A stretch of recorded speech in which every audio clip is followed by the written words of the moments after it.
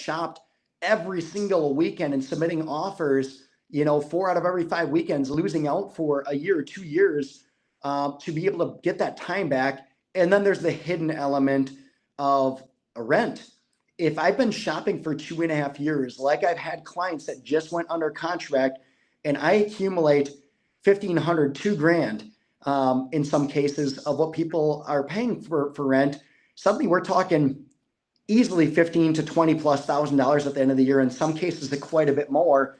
So when I factored that up, the time element, not having to go gung ho and go 40 or 50 grand over, not having to waive everything.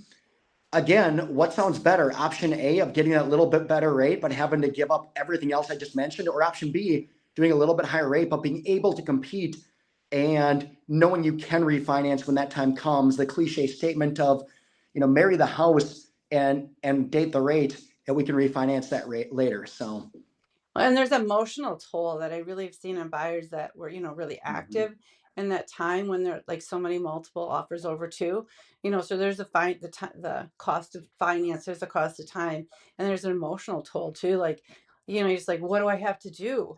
And as an agent, it was, a little bit of guessing too. Like, I don't know, it looks like we might have to go 20% over here or 10 or 15, and you can I had situations in that time frame where I was the higher offer, but they didn't like one of my contingencies, and I talked to my buyer and they didn't want to change it.